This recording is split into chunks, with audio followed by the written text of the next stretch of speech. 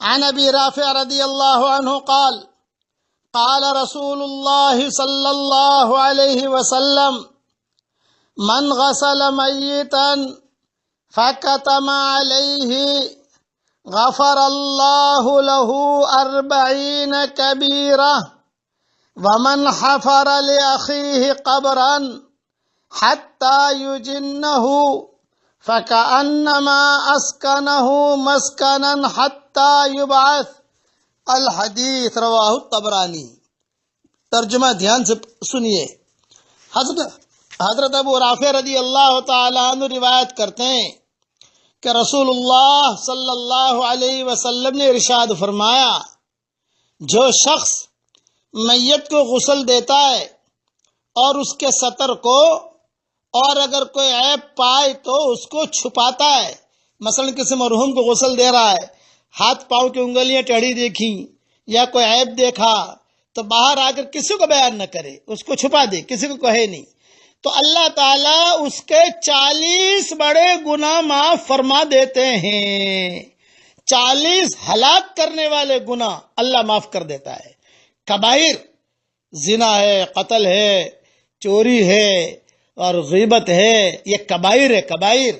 تو بڑے بڑے 40 گناہ ہلاک کرنے والے اللہ تعالیٰ معاف کر دیتا ہے۔ یہ زبردست جو ہے یہ نسخہ ہے بڑے بڑے گناہ معاف کرانے کا۔ اور جو اپنے بھائی کی میت کے لیے قبر کھودتا ہے اور اس کو اس میں دفن کرتا ہے تو گویا اس نے قیامت کے دن دوبارہ زندہ اٹھائے جانے تک اس کو ایک مکان میں ٹھہرا دیا، یعنی اس کو اس قدر اجر ملتا ہے جتنا کہ اس شخص کے لیے قیامت تک مکان دینے کا اجر ملتا ہے۔ گویا کہ اس کے لیے کمرہ تیار کر دیا آپ نے قیامت تک کے لیے، تو کسی کو قیامت تک کے لیے مکان دے دو، ٹھہراؤ، تو کتنا ثواب ملے گا؟ اتنا ثواب ملتا ہے اس کو۔ یہ حدیث طبرانی میں ہے۔ اور دوسری روایت میں یہ ہے کہ جو آدمی میت کو کفن دیتا ہے تو اللہ تعالیٰ اس کو جنت کے باریک موٹے ریشم کا لباس پہنائیں گے۔ اس لیے کوئی حاجت مند ہو تو اس کے لیے کفن کا بھی انتظام کرو، اور یہ حدیث ذہن میں رکھو، میں اس کو کفن دوں گا، اس کے لیے انتظام کروں گا، کفن دوں گا تو اللہ تعالیٰ جنت میں باریک موٹے ریشم کا لباس اللہ پہنائیں گے۔ یہ حدیث مستدرک حاکم میں ہے۔ اب ایک کام کیجئے، 3 مرتبہ سورہ اخلاص پڑھ کر ساری دنیا کے مسلمان مرد و عورتیں جو مرحوم ہو گئے، جو دنیا سے چلے گئے، ان کے لیے جو ہے ان کو ایصال ثواب کر دیجئے۔ تو اللہ کی ذات سے امید ہے کہ ان کو بہت بڑی خوشی ہوگی کہ ہمارے لیے بھی کسی نے ہدیہ بھیجا۔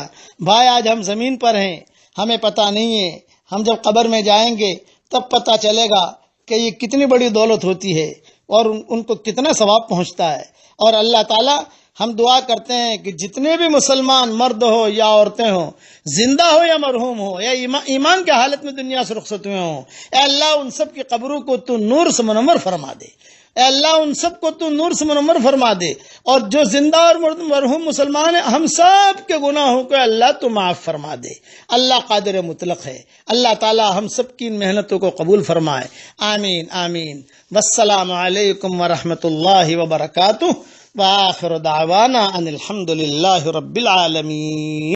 اللهم صل على محمد وعلى آل محمد كما صليت على إبراهيم وعلى آل إبراهيم إنك حميد مجيد. اللهم لك الحمد كله ولك المن كله، لك الشكر كله ولك الملك كله، لك الخلق كله ولك الفضل كله، وإليك يرجع الأمر كله، وإليك يصعد الكلم الطيب كله. اللهم لك الحمد بالإسلام، لك الحمد بالإيمان، لك الحمد بالقرآن، لك الحمد حتى ترضى، لك الحمد إذا رضيت، لك الحمد بعد الرضا. اللهم آت نفوسنا تقواها وزكها أنت خير من زكاها، أنت وليها ومولاها. اللهم لا تردنا خائبين، بل ردنا إلى ديننا ردا جميلا. اللهم مغفرتك أوسع من ذنوبنا ورحمتك أرجى عندنا من أعمالنا. اللهم اجعل القرآن العظيم ربيع قلوبنا ونور صدورنا وجلاء أحزاننا وذهاب همومنا وغمومنا وسائقنا وقائدنا إليك وإلى رضوانك وإلى جناتك جنات النعيم. اللهم اجعلنا ممن يقرأ القرآن فيرقى ولا تجعلنا ممن يقرأ القرآن فيشقى. اللهم اجعل ثارنا على من ظلمنا وانصرنا على من عادانا ولا تجعل مصيبتنا في ديننا ولا تجعل الدنيا أكبر همنا ولا مبلغ علمنا ولا إلى النار مصيرنا ولا تسلط علينا بذنوبنا من لا يخافك فينا ومن لا يرحمنا.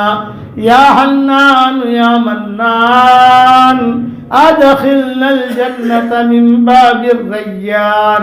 اللهم إنك قلت في كلامك وقولك الحق ادعوني يستجب لكم فدعوناك يا ذا الجلال والإكرام.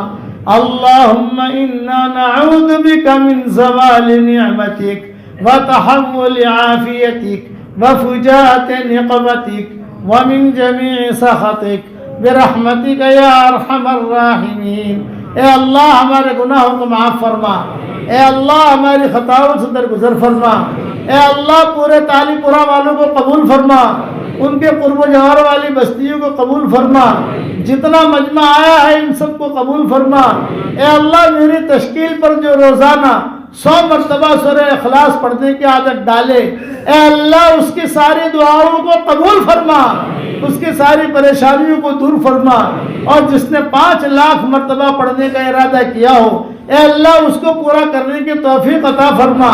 اے اللہ جس کرم سے آپ نے ہمیں یہاں جمع کیا ہے, تیرے اسی کرم سے جنت الفردوس میں تیرے نبی کے پڑوس میں ہماری قیامت تک کے آنے والی نسلوں کے ساتھ تو ہم سب کو جمع فرما دے.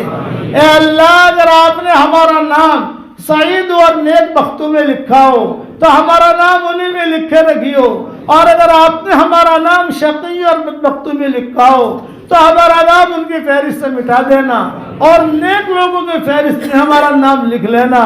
لکھنا بھی آپ کا کام ہے, مٹانا بھی آپ کا کام ہے, لوح و قلم بھی آپ کے پاس ہے.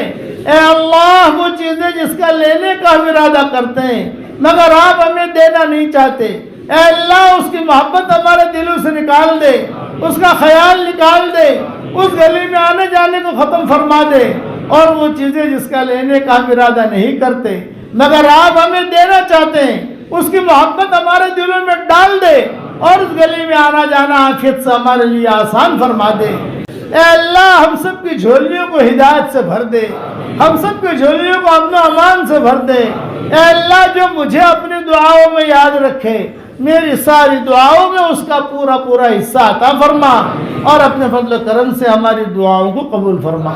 سبحان ربک رب العزت عما یصفون وسلام علی المرسلین والحمد للہ رب العالمین.